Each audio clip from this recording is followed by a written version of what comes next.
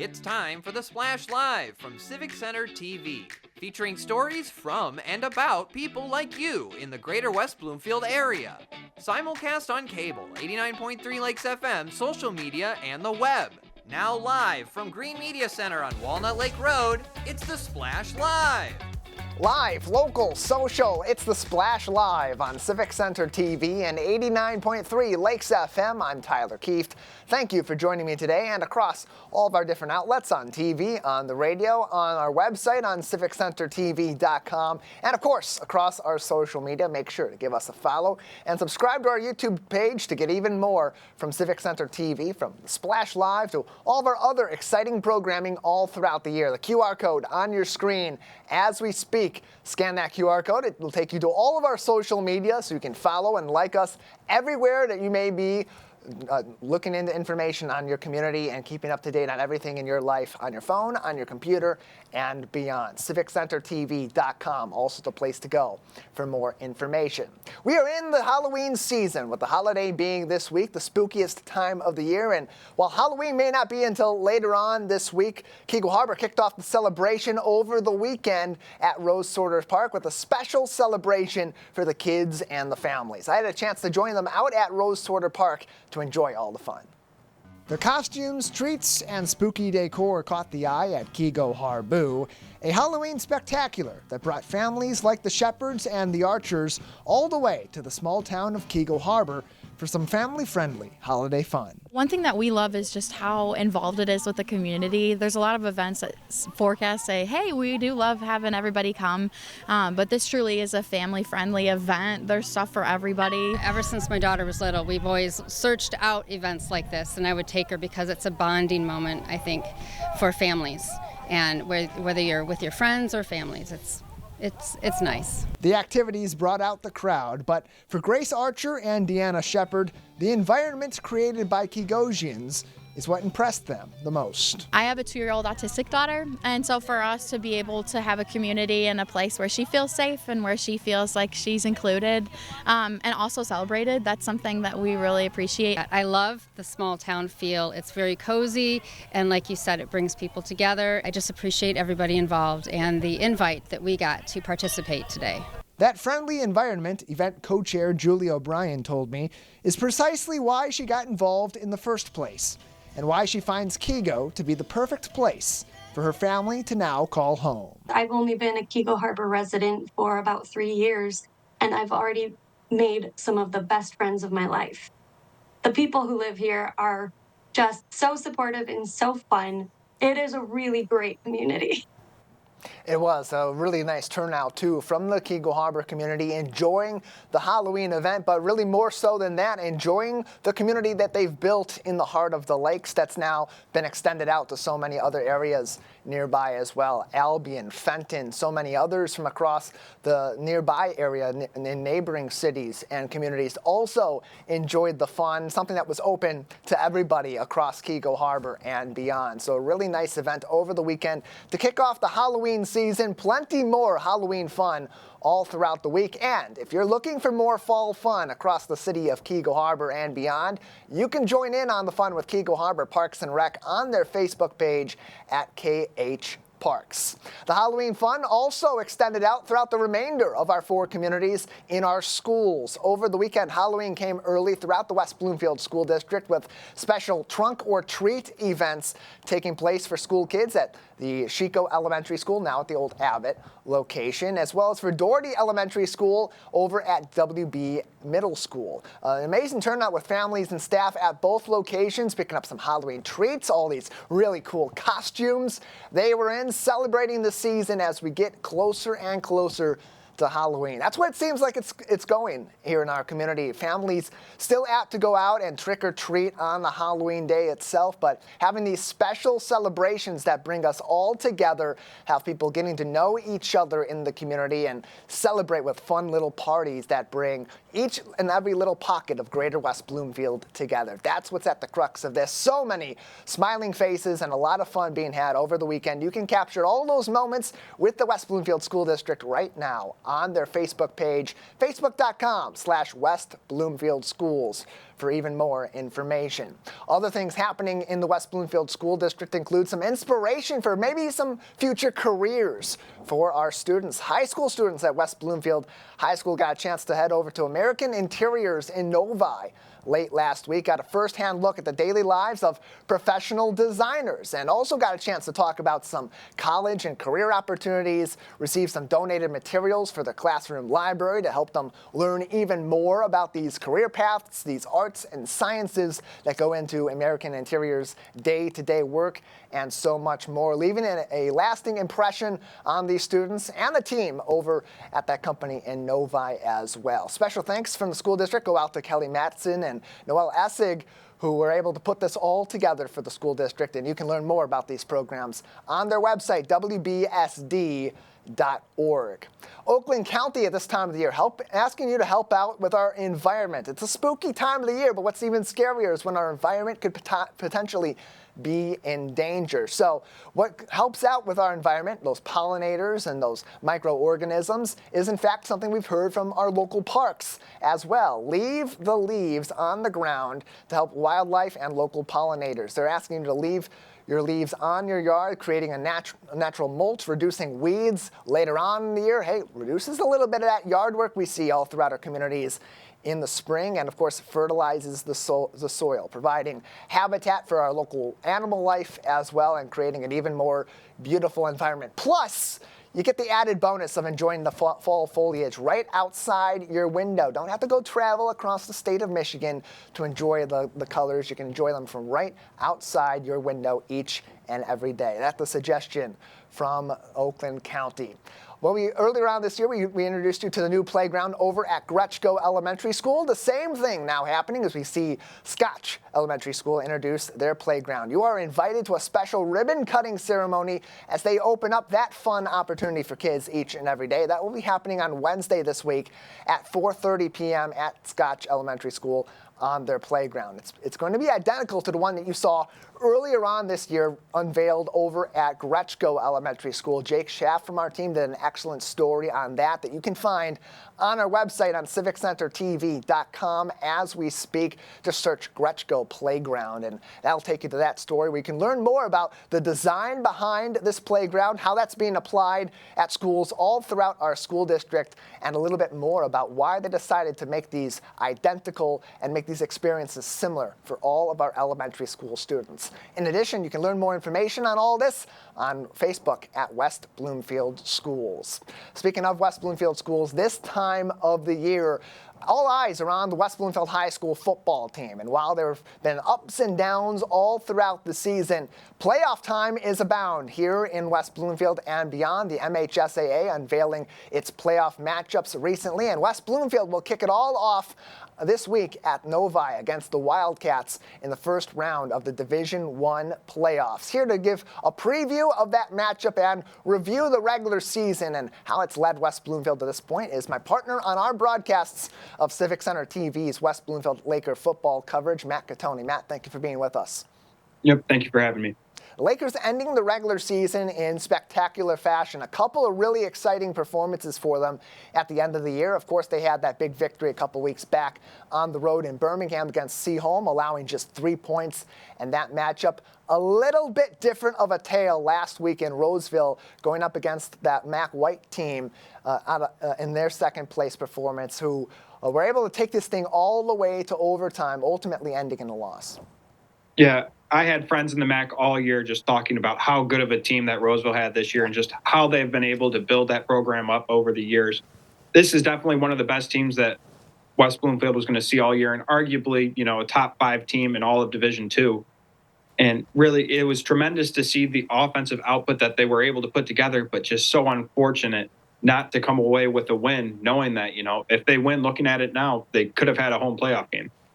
There's still a possibility for that, though. As we look at the MHSAA's Division I playoff bracket for the state of Michigan, West Bloomfield going up against Novi this week. That's going to be on the road, and that puts them really on a collision course with Novi Detroit Catholic Central, who's been one of the powers in the state, a top 5 team all season long. And if Catholic Central presumably wins this week against Livonia Stevenson, that's of course going to put West Bloomfield in a position where if they win, they go back out on the road. But this is still pretty much an opportunity where there is opportunity for West Bloomfield to have a home game. If they are to win this week and go up against Livonia Stevenson, this bracket, up until you get a little bit later on, very favorable for the Lakers. Yeah, and again, that's one thing that we've harped on a lot throughout the year, and Hilbers himself has said that, playing in the OAA Red, you're playing the best of the best in the entire state. And now really, given they had an unfortunate season record-wise, we don't necessarily know what that means for them come playoff times because, they could have lost to arguably some of the top 5 teams in the state. So these first few matchups in the playoffs could be more favorable for the Lakers as compared to some of the games on their schedule that they lost. The Lakers in Region 3 of Division 1. District number 2, they're alongside, of course, Novi, Livonia Stevenson, and Novi Detroit Catholic Central. The other district in Region 3 features some of the best in the state: Saline, Northville, Ann Arbor Pioneer being the lowest ranked team in that bunch. And then the scariest of them all is a team that's won 2 out of the last 3 state championships, made it all the way to the finals last year, losing that thriller to Southfield A&T, a crash course, possibly a collision course with Belleville in the regional final, Matt. This is why you look at the last few weeks of the regular season. You see the progress that the Lakers have made, and maybe you're a little bit more hopeful going into week 1 of the playoffs because this is the kind of football you've wanted to see the Lakers play all season long, and right now, more than ever, that's what they need. Yeah, going into this last stretch, we said that we needed to see a lot more life out of the offense than we had seen for most of the season. They definitely accomplished that, and last week showed that especially. So going into this playoffs, I'm definitely a lot more confident than I would have been maybe, say, 3 or 4 weeks ago. I definitely think they have the potential to win 1 or 2 playoff games, depending on who they get matched up with. And like you said, ultimately, we could see them on a collision course with Belleville, one of the best quarterback prospects the state of Michigan has seen in a while. West Bloomfield will start off the playoffs against Novi this week. The Wildcats on the road against Novi. We'll keep you updated on the potential of our coverage. Got to go through some regulatory processes with the MHSAA before that is set, but that is going to be on Friday night, 7 o'clock at Novi High School. Updates on civiccentertv.com/Lakersports. Matt, what's been most impressive of all over the last several weeks for the Lakers has been this offense. It kept them in that game against a really high-powered offense in Roseville. Both defenses struggling against a lot of talent in the receiving game and in the rushing game for both of these teams. But what we've seen from West Bloomfield the last couple weeks especially is they're able to go punch to punch against really any team that they've gone up against. And this time around, it doesn't seem like they're taking that adversity and letting it ultimately crumble their team. Bo Jackson last week, fantastic for the Lakers. Over 300 yards passing, 4 touchdowns for him as well. Elijah Durham's had multiple games in a row where he has scored a touchdown. Cam Flowers is getting involved. Now that should, I would think, give Laker fans a lot of confidence as they go into a tough road ahead here in the playoffs. Yeah. You specifically earlier in the season mentioned how they needed to get Cam Flowers more involved. And since they've been doing so, we've really seen this offense kind of take that step to the next level. They've, seen more in that short and intermediate passing game. But with what Bo Jackson has been able to do these past few weeks have to have you feeling so much more confident in this Lakers offense going into the playoffs. Because it's not necessarily, on paper and record-wise, who's the best team, who had the better record. To some degree, it's getting right or hot at the right time. And right now, this Lakers offense is clicking way better than it has at any point in the season. Yeah, early on, after the first couple of games, we had looked at Cam Flowers' numbers. He had less than 100 yards of total offense after over 1,000 last season. Ends the regular season with about 300 yards receiving and 2 touchdowns. Not so much close to that in the rushing game, only just under 100 yards of offense. But last week, 80 yards in the air, including a 55-yard touchdown. Bo Jackson, fantastic. 18 for 25, 312 yards passing, 4 touchdowns, and no interceptions. These skill players, these veteran players especially, we talk about all the skill players, but really this game's going to be won. These games are going to be won in the trenches where, while the Lakers defensively are a little bit young, that front for the Lakers is really going to be the driving force, I would think, against teams like Novi, and if they get through this first round, the Catholic Centrals and the Bellevilles of the world. Yeah, really. One unfortunate aspect of the OAA Red this year is there are a lot of talented teams in the trenches, and that's not even considering Birmingham Groves, who arguably has the best trench player in the entire country this year. And so, really going forward, it's going to be interesting to see how this young Lakers interior offensive and defensive line go forward and really just try and establish the trench or their dominance in the trenches. And really, that can just set the tone for the entire game. The Lakers really, they're so big defensively up front with guys like Jeremiah Benson and Travis Robertson on the offensive side with that line being it, and also having Jay Gardenhire up there too. They're able to compete physically with any other team. It's a matter of having that drive and that fight in them. And this time of the year, often when you have that kind of being the crux of whether or not you're going to be successful against these championship caliber teams, Matt, it comes down to how much the Lakers want it. We've seen that definitely be improved in the past couple weeks. But if you're looking at a couple of key factors going into this playoff time where every game is potentially your last for the season, what do you believe we have to see out of West Bloomfield right away this week in Novi for them to be not only able to get through the Wildcats and move on, but to have a long playoff run in 2024? Well, really, when you look at a lot of their losses, the main thing that shows up are fumbles. They can't fumble the football. Yeah, sure, maybe 1 or 2 interceptions has happened in some of those losses once they fell down, but it's really been those fumbles that have really been backbreaking in some of these losses. So I think that's got to be the biggest thing. They got to establish the run and hold on to the football. No fumbles, and I think that they come away with the win. Offensively for the Lakers, no interceptions the last 3 weeks, and haven't thrown one really. Bo Jackson not picked the ball off since that first half ender against Lake Orion a few weeks ago, and the Lakers were at home in that penultimate home game against the Dragons. So they've been very clean offensively. They've been trying their best to limit the penalties. That's still been a bit of a problem throughout the season. But like you said, Matt, they're able to go match for match. We're able to go punch for punch offensively against a lot of these teams. The defense is able to take care of business a few times along the way. That could be the magic for the Lakers going forward. Thank you so much for your time today, Matt. We'll hopefully see you on Friday night as we hopefully we'll have a broadcast of this game. We'll keep the fans updated on that. Yep, thank you for having me. More information on our coverage of West Bloomfield Laker football can be found on civiccentertv.com/Laker Sports. I'm really excited to have a conversation with head coach Zach Hilbers, looking back on this season so far as we head into the playoffs. Of course, we weren't able to cover the game live last week against Roseville, so we'll get some insight from him on that game and how that all spelled out. It was a game that went down to the wire, a comeback for the Lakers, forcing overtime and ultimately losing after an offensive drive, 1-for-1 for both teams in overtime that resulted in a 49-48 loss to Roseville to cap off the season. But the Lakers are in a really good spot. This matchup with Novi is favorable. They could go up against a really strong team in Catholic Central, potentially for the district final after that, and that would really set them up in a position where if you can beat a Catholic Central, if you can beat a Novi team, you're in position where you can really be competitive all throughout the playoffs and make a run with the team that you've got there. CivicCenterTV.com/Laker Sports for more information and keep up to date on West Bloomfield High School athletics. That is West Bloomfield Athletics.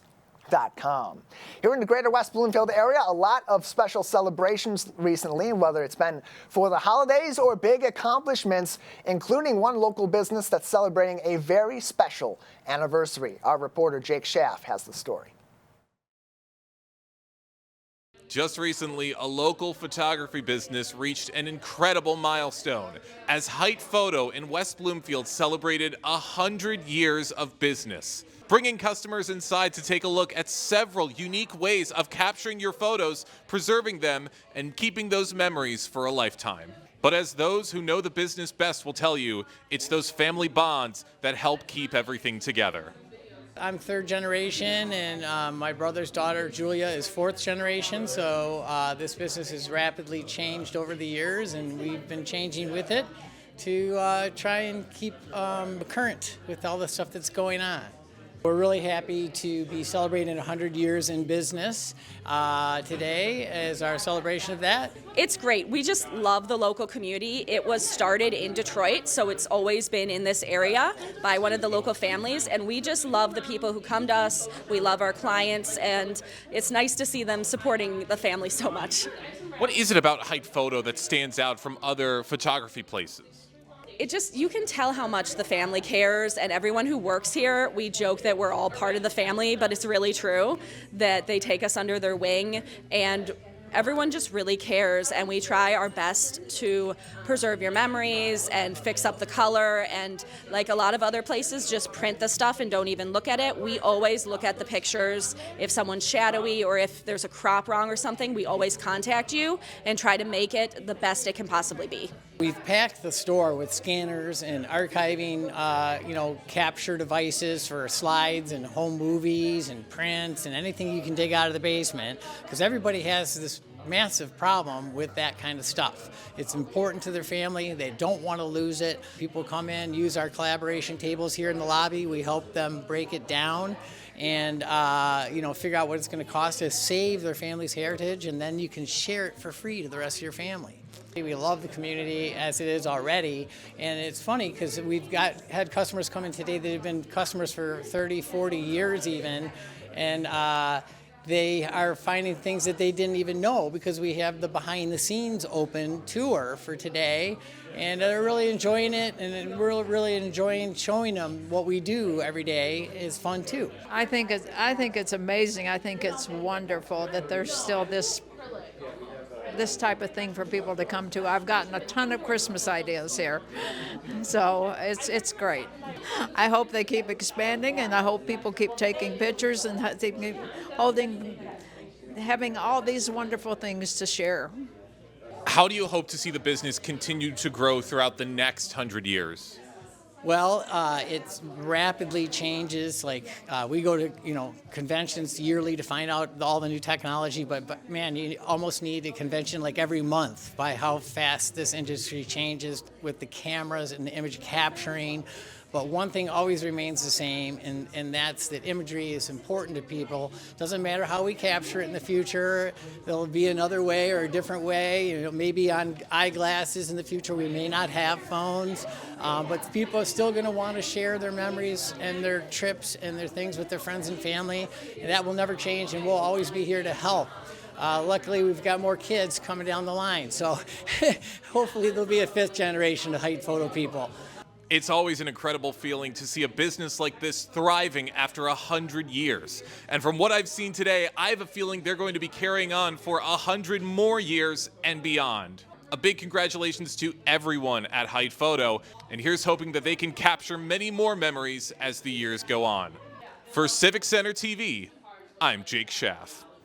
Appreciate the report from our Jake Schaff on our team, and a big congratulations to the entire team over at Height Photo across the generations, celebrating 100 years of service to our community and to communities all throughout the local area. That's a huge accomplishment for them, a big anniversary, and really interesting to hear about some of the technology that they're using today to keep our family photos from throughout the years, whether they're digital photos today or analog photos that were taken in a variety of different mediums in the past, preserving them for generations to come as they've preserved their business for generations of their family and our community right here in Greater West Bloomfield.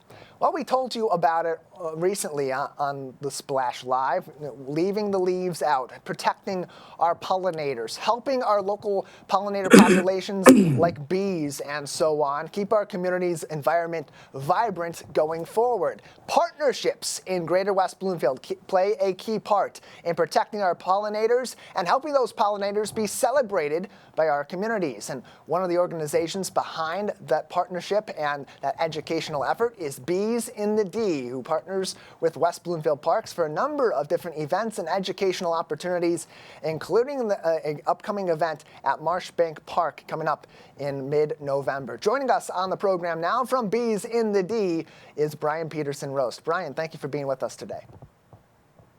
Always great to be with you.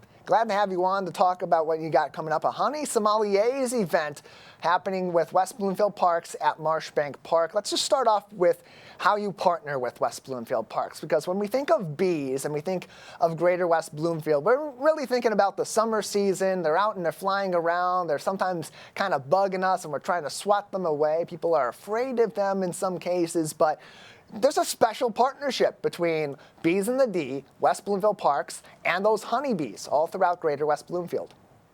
Yeah, West Bloomfield Parks has always been such a great supporter of us and our mission. And we do at Carner Farm, which is one of their locations, the dog park and the community garden is there. We have 4 hives. And so we get to do some really cool programs with the residents there in West Bloomfield and beyond, including having Girl Scouts come out there and earn their beekeeping patch. So West Bloomfield Parks is a big part of that. And also we love to educate about all of our native bees, because you were talking about swatting and stuff like that. We also help identify the difference between bees and wasps, because a lot of times those ones we are swatting are wasp and not bees at all. But yes, we have a really unique event coming up very soon. That event coming up on November 16th at the Lodge at Marshbank Park. It's a Saturday event. Registration is open, $110 for residents and $130 for non-residents. And Brian, it's a little bit pricey, it seems on paper, but you're learning a lot about the process that goes into making this honey and the special processes behind the scenes that make honey kind of that specialty that it's become in recent years. So take us through it. What are people going to learn? Why is this really a unique opportunity for people right here in Greater West Bloomfield? Yeah, so this event is one that we normally do at larger hotels, like down in the Detroit area where we're headquartered.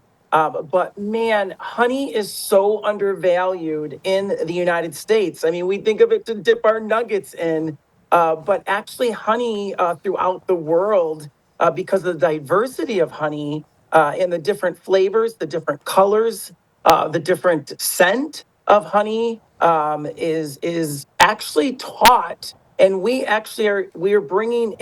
imported in some Italian honeys, which are known as mono honeys, meaning that they're from usually one source or one plant. I mean, they may go to a few other plants, but that gives that honey a very unique flavor, aroma. And so we took a class about a honey sommelier. I know when you think of sommelier, you think of wine. But honey is very similar in that, and we are going to have you taste. We're going to have you smell. We're going to help you understand your taste buds, and then a lot of fun at the end. Time and Honey, which is an incredible charcuterie company, is going to make individual little charcuteries for everybody, because then you're going to actually use some of those honeys, the ones from Italy, and we will have a few of our Detroit honey, including our highly sought after bourbon honey. And you'll get to experiment and use some of the different foods of a charcuterie to mix it with that honey. And you may have a honey that you're like, wow, this honey is actually bitter. But yet when I eat it with prosciutto or a meat, it changes it completely. And so we'll talk also about how to use honey with different foods and how to even cook with that honey. So it's a very unique event because we tend to undervalue honey here in America. Brian Peterson Roastis with us. He is the co-founder of Bees in the D, partnering for the special Honey Sommeliers event and an educational opportunity with West Bloomfield Parks on Saturday, November 16th at Marshbank Park. And Brian, you mentioned it, that usually when you do something like this, it's being done in a different location. It's usually being done somewhere more neutral and built for these sort of business get-togethers like a hotel in Detroit. So why bring this to Marshbank Park, to one of our parks right here in the suburbs in West Bloomfield?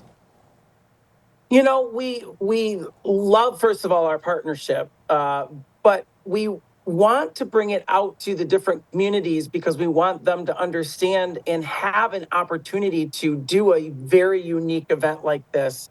It's so interesting that these kind of events that are unique and allow you to learn and have a greater perspective of things are becoming more and more popular. And the other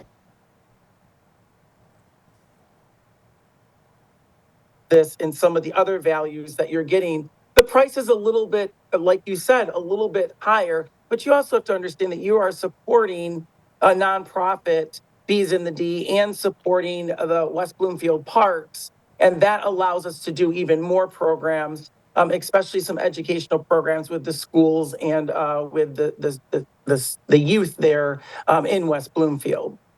And take us through that element too. The educational element, of course, going to be part of this special event, but it's something that your organization, especially in your partnership with West Bloomfield Parks and our local school district, really focuses on. And when we think about this time of the year and all that we're hearing about, hey, maybe leave your leaves out there and protect the pollinators, we're not thinking really about bees when it's in fall, when we're in Halloween season and Thanksgiving coming up. But our bee population, our pollinators, are still very hard at work right now. How can people in our local communities like West Bloomfield still support our pollinators when we're maybe a little bit out of their main season to shine?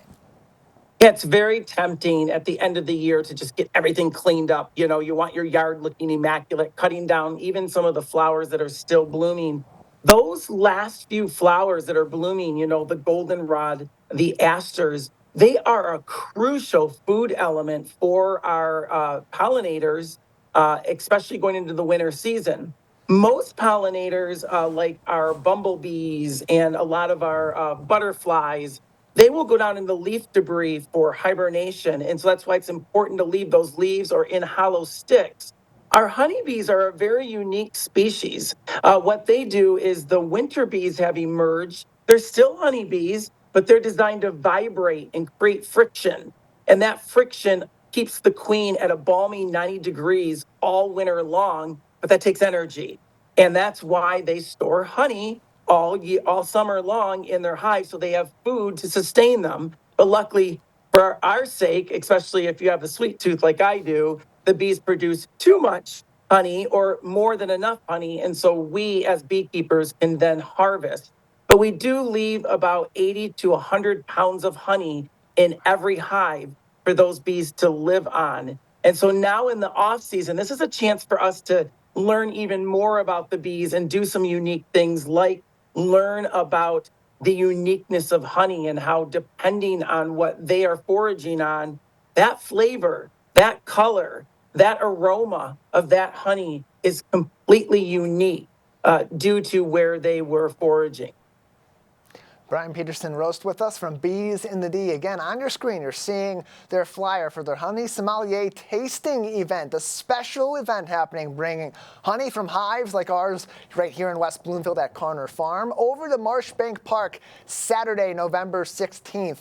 At Marshbank Park. You can get more information by scanning that QR code that's on your screen as we speak on civiccentertv.com. And in this interview on demand later on to learn more about this, it's happening on a Saturday evening, 6 o'clock to 8:30 p.m. $110 for residents, $130 for non-residents. Registration already underway, wbparks.org. Brian, before I let you go, we know that you're all over the Metro Detroit area and in the city with hives from Bees in the D. And in terms of all of our cities, our urban and suburban areas where your hives are located, give us the overview from the summer of 2024. West Bloomfield, good bee town, Wow. Good honey town? This has been an incredible year, especially for honey production. I think a big part of that was we did get that rain, but it usually came at night. So the bees could still forage throughout the day, but all of our vegetation was very lush. And so, yes, our bees were looking great, especially the ones there at Carner Farm in West Bloomfield. It was just a pleasure to take Girl Scouts in. We also do Beekeeper for a Day with West Bloomfield Parks and show them these incredible insects and how productive they have been this year. So I'm just in the final things of just winterizing the hives, just giving them a little bit of help going into the winter season. So that we can, again, before it'll be here before we know it, spring's going to be back and those bees will start building up again. and we get to start the process all over again. More information on Bees in the D and their hives all throughout our communities and the local area can be found on beesinthed.com or by following them on social media at Bees in the D. Brian, thank you so much for your time as always. It's always great, Tyler, to be with you, and I can't wait to meet the people that are excited to learn about honey in a way that you never imagined before. You have a great opportunity to do that on November 16th, Saturday evening, 6 o'clock to 8:30 at Marshbank Park. Those tickets are going to go fast. They're on sale now through West Bloomfield Parks at wbparks.org. $110 for residents, $130 for non-residents, and of course on your screen you scan that QR code that will take you right where you need to go to register and to get more information as you'll learn about a number of different kinds of honey from Bees in the D and plenty more educational opportunities from West Bloomfield Parks, Bees in the D, and more. All of those information, all that event information can be found also on wbparks.org. Got plenty more to get to on today's edition of The Splash Live. I'll take a quick break and give you all that information coming up live, local, social. It's The Splash Live on Civic Center TV and 89.3 Lakes FM. We'll be right back with The Splash Live. Want to enjoy Civic Center TV on your social media? Find us on Instagram at Civic Center TV. Get notified when we upload one of our interviews, full episodes, and more. Thank you for watching and listening to Civic Center TV and 89.3 Lakes FM. 1 in 4 Michigan homes has high levels of radon, a naturally occurring radioactive gas known to cause lung cancer. It doesn't matter where you live or what type of home you have. You won't even know it's there unless you test. So don't wait. Testing is cheap and easy, and if there's a problem, it's simple to fix. Visit michigan.gov/radon to learn more. We took action. Will you?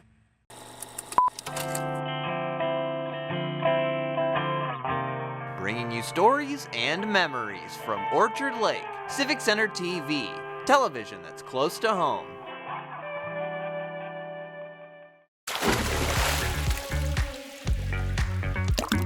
And now, back to The Splash, live.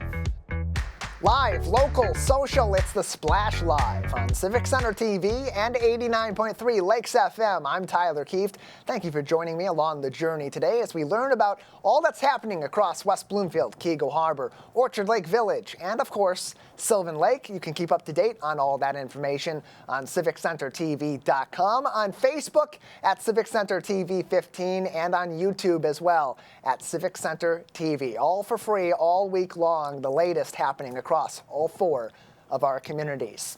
Over the years, we've seen some big developments in West Bloomfield Township, whether it's the Orchard Lake Corridor, new buildings, new houses, new places of living and interest all throughout every corner of our community. And some of that is from creativity of developers, and a lot of that comes down to also the creativity and the vision of West Bloomfield Township itself for both today and in the future. A lot of that goes back to their master plan, something that our township is in the process of redeveloping as we speak. And here to join us to give us more insight on that process is Wade Burkholder, the Deputy Director of West Bloomfield Township Planning and Zoning. Wade, thanks for being with us.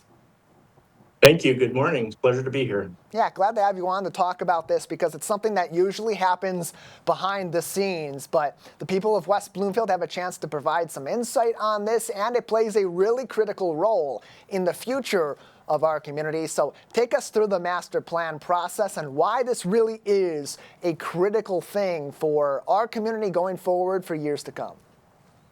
Sure, absolutely. The township currently has a master plan dated back to 2010.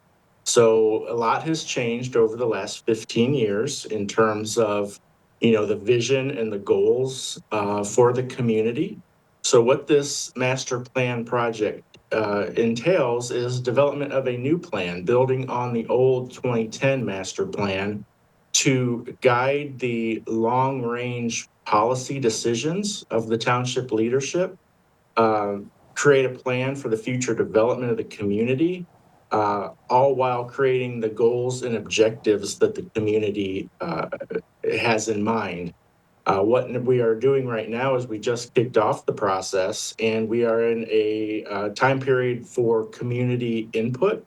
So over the next 2 to 3 months, we will be reaching out to the community to talk to them about their vision, what they would like to see for West Bloomfield Township, how they would like to see the growth and development uh, happen, where the appropriate growth and development should happen, and so forth. So once we, hear and meet with the public, we will take what we hear and start crafting those goals and objectives uh, into the plan. So over the next 10 to 15 years, we will know where we need to focus on with regard to development and transportation and housing concerns and those sorts of quality of life issues that every community faces. But like I said, we are about 15 years into our old master plan, so it's time to update. And you mentioned community input playing a really big role in this. What do the people of West Bloomfield, what do the businesses and the organizations of West Bloomfield want to see in their community for the future? And you mentioned they're going to have a number of opportunities, a number of different ways to provide that input. What does that look like in the coming months? Are those going to be town halls? Is that during our municipal meetings, maybe a combination of both? There's a combination of both. For example, last evening we participated in the trick or treat event with West Bloomfield Parks, and we were able to reach out to approximately 600 young families in the community, and we have developed a survey for any member of the community to take, and I can provide that web link at the end. It'll ask specific questions, regarding housing, regarding the types of uses that are available. And by uses, I mean, do we need more retail? Do we need more restaurants? What kind of things would you like to see in West Bloomfield Township? We are also planning to attend a few of the Connect happy hours, as well as doing individual stakeholder interviews. We're going to be talking to the Chamber of Commerce to get the small business, viewpoints on the community. We'll be talking to developers that have built some of our larger projects here in the last few years. The school district, we intend to reach out to get a younger student perspective, because they always have a little different viewpoint, being younger, and what they would like to see the community to develop into. And so we also have 2 open houses planned between now and the end of the year to have and invite the overall general public to attend as well, so we can make sure to hear their views and thoughts on how the development should occur over the next decade or so. You can find more information on all the business being done through West Bloomfield Township on their website, wbtownship.org. Another great opportunity for you to learn more about how development happens behind the scenes is to tune in to municipal meeting coverage with us here at Civic Center TV, with broadcasts of both the West Bloomfield Township Zoning Board of Appeals and Planning Commission meetings regularly on our live channel and available on demand on civiccentertv.com. Wade Burkholder is with us, the Deputy Director of West Bloomfield's Planning and Zoning Departments, as we talk about their master plan revisions going forward. And Wade, this plays a big role in the vision of the future of the community, but it can also have a major impact on economic development of our community and sustainability for the township going forward. How does economic development and, of course, sustainability, creating a community that can last as it is for years and be helpful to its residents and others, how does that factor into what goes into ultimately remastering that plan for the community? Sure. Well, we look at things like our current demographics. We look at the types of housing we have and what types of housing we may be lacking in. We look at certain opportunity zones where there may be some vacant land, vacant parcels that may develop into a housing complex or new housing, or we may look at a shortage of assisted living facilities, or we may look at specific uses that the market is missing here in West Bloomfield, and we can set goals that will influence township policies to attract those items that we are currently lacking or need more of. We also look at the master plan and how the effects on the environmental features, such as the wetlands and woodlands, are being affected. So what the master plan really is a tool for is it is a tool for future changes to our zoning code, to our woodland ordinance. So the master plan is just the overall vision and guide, but when you get into those other documents, those are actually the regulations. So the master plan will inform those other documents, and we will have, checked in and vetted this through the community, through the planning commission, and through the township board to know where we really need to focus on.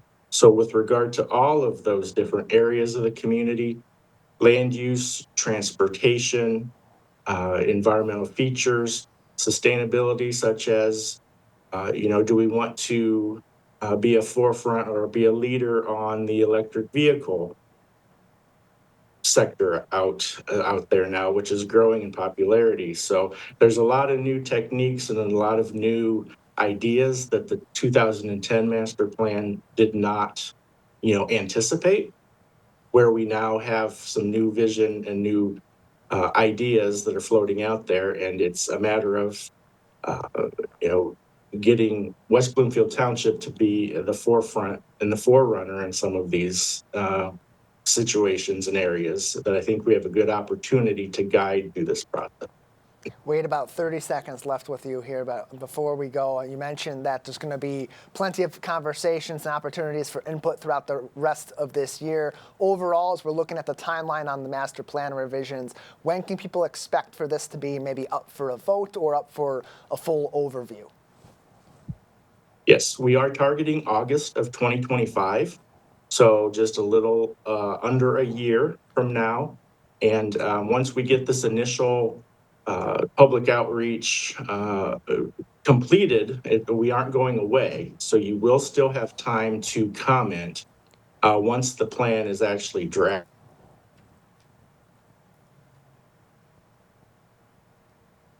Looks like we're having some video issues with Wade as he wraps that up now. We've got him back here.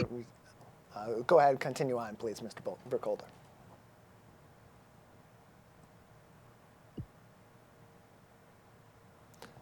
Okay, so it looked like we just had a brief pause. We just had your video freeze for a moment. We want to get this information out there. Wade, if you could just tell us again, we know you mentioned August of 2025, the expected timeline when the master plan would be up for a vote, and still would be even then some additional time for the public to give their final opinions before something's adopted. Please continue. Correct. So we aren't just going to collect the input initially and then go away. There'll be an opportunity to review what the plan says once it's drafted, and there'll be additional public input opportunities at that point as well. More information on all of this can be found on wbtownship.org, and it's a place to go to find continued opportunities for your insight on the master plan as this happens in West Bloomfield and even possibly in some other communities nearby as well. Wade, thank you so much for your time. Thank you. Appreciate it. wbtownship.org, again, the place to go for updates on the master plan process in West Bloomfield. We know that this is also something being discussed in other nearby communities. Keagle Harbor recently talking about that at their planning commission, moving that process forward with their consultants at McKenna as well. You can find that conversation in their planning commission meeting on demand on civiccentertv.com. So the big vision for our communities going forward: economic development, housing, businesses, commerce, activities, all going to be in the fold over the next several months, and you're going to have a big opportunity to have your input put into that as well. Some really good news recently from across our 4 communities, including here in West Bloomfield Township. Hey, look, you want to talk about economic development. What helps with that is knowing you're in a reliable community on the financial side. West Bloomfield Township recently getting great news from S&P, maintaining their AAA bond rating in 2024-2025. Here for more insight on that is Debbie Binder, the West Bloomfield Township Clerk, alongside West Bloomfield Township Treasurer Terry Weingarten. Thank you both so much for being with us today, and congratulations. Good morning, Tyler. Glad to have you both on, as this AAA bond rating will affect how West Bloomfield pursues bonds going forward, and including what was one that was recently approved by the people of West Bloomfield in the previous election this year for West Bloomfield Parks. Terry, I'll begin with you as a township treasurer. You have unique expertise into how this AAA bond rating can impact the township financially. How will this being maintained benefit West Bloomfield from the financial side of things? So it already is benefiting West Bloomfield. So as you indicated, we had a bond for the Parks and Recreation, for a recreation center, and it passed overwhelmingly, and it's a $25 million bond. And because we maintained our AAA rating, we received numerous bids. So what happens is basically an open competitive bid process.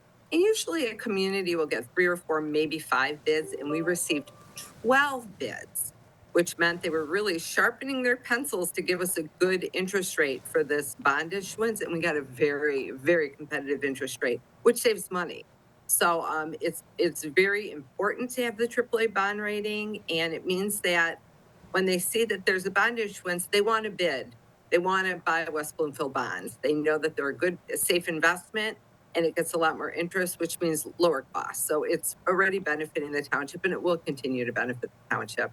Just really proud of what our team accomplished. Thank you so much, Clerk Debbie Binder and finance staff and assessing and PFM and legal counsel. You know, it's like a dream team getting it done.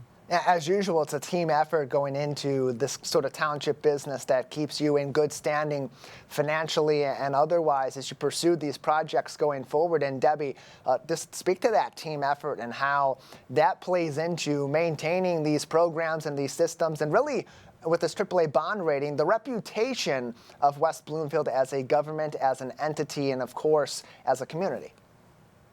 Again, it speaks to the credibility of the township and the desirability of the township from an investor's perspective.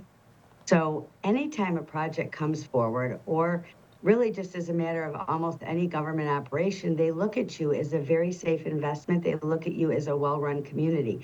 It's something that decisions we make as a board every day contribute to the not only the solvency, but the excellence of the community. So it's something that, you know, every time you go out for a bond, you open your credit rating up for a review. They do have a normal review period, but there is a review every single time you're looking to borrow money. So you always have to, you know, put your best foot forward and point out the attributes of your community that make you unique, and kind of do a PR presentation, but you also have to have the numbers that support that. It's not all PR, because S&P is looking at your performance and your numbers, your fund balance, a lot of different things to make that decision. And I believe there are only 12 municipalities in Michigan that have this credit rating. You know, to achieve that with Standard & Poor's Global is huge. And like Terry had mentioned, it is a team effort. And you had asked, it is a team effort. We require the information from assessing.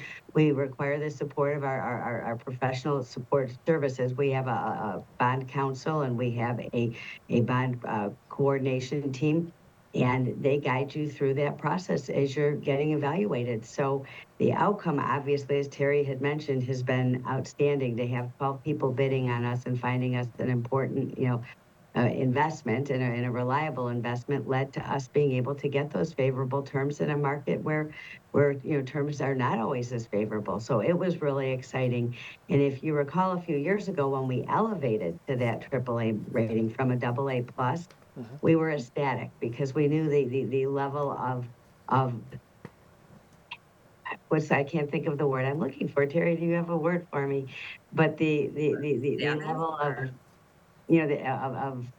credibility that it did give to the township. Again, it's not something you get lightly, that you go through a very exhaustive process to have that credit review. And at the end of it, you have a couple of days waiting for that report to come in, and we were ecstatic when it came through that it was affirmed that we were still a AAA community.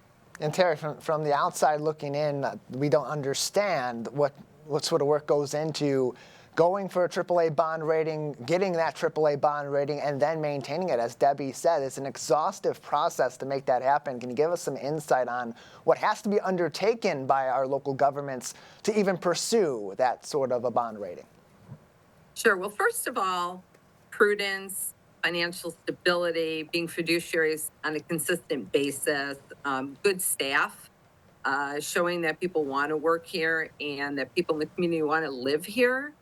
Just some of the data, some of our census data, and just sharing with them a lot of our financial information.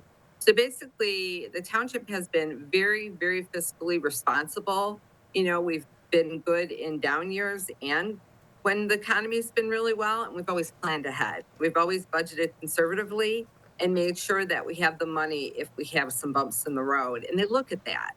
They look at like your overtime consistent policies that are making you fiscally strong on a consistent basis. So it was a lot of work to prepare for it because you have to pull all sorts of data. And as I mentioned, you know, our budget and finance and assessing staff provided a lot of the detailed reports we have.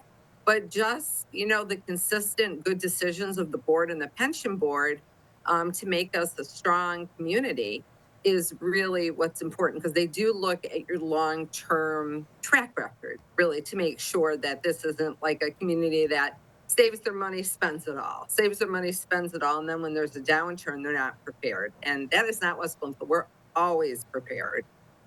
And Debbie, lastly, as we go to you, we're running a little bit short on time, so I want to wrap up by asking, you know, you're seeing the results immediately with the West Bloomfield Parks bond, and you know, maybe that's something similar to what you saw with the upgrade from AA+ to AAA, but were you surprised to see those results so emphatically in favor of the township as they didn't upgrade this time to AAA, but maintained that bond rating in this current evaluation?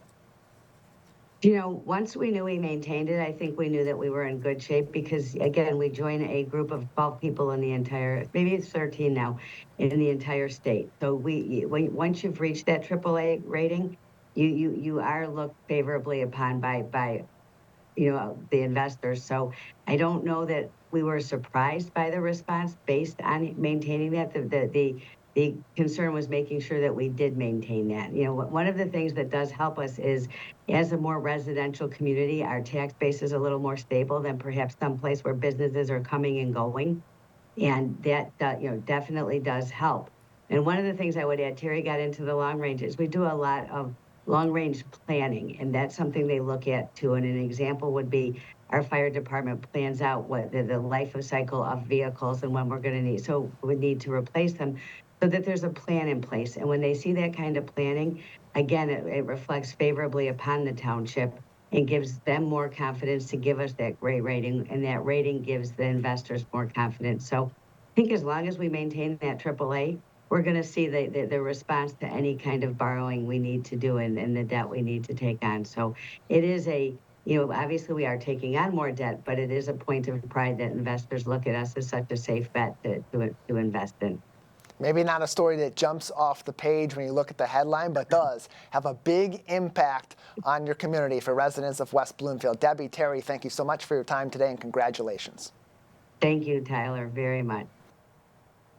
Appreciate having Debbie and Terry on. Congratulations to West Bloomfield Township on that huge accomplishment, set to have a major impact on the community for many years to come. That is going to do it for today's edition of The Splash Live. If you're just tuning in, you can always find us live and on demand on CivicCenterTV.com, on Facebook at Civic Center TV 15, and on YouTube at Civic Center TV. Like and subscribe to us absolutely free, and follow along all week long and all year long across our 4 communities. Big thank you to our entire crew at Master Control, Calvin Brown, Ryan Younglove, and Kevin McIntosh. And alongside our entire team, I'm Tyler Kieft. Thanks for tuning in to The Splash Live.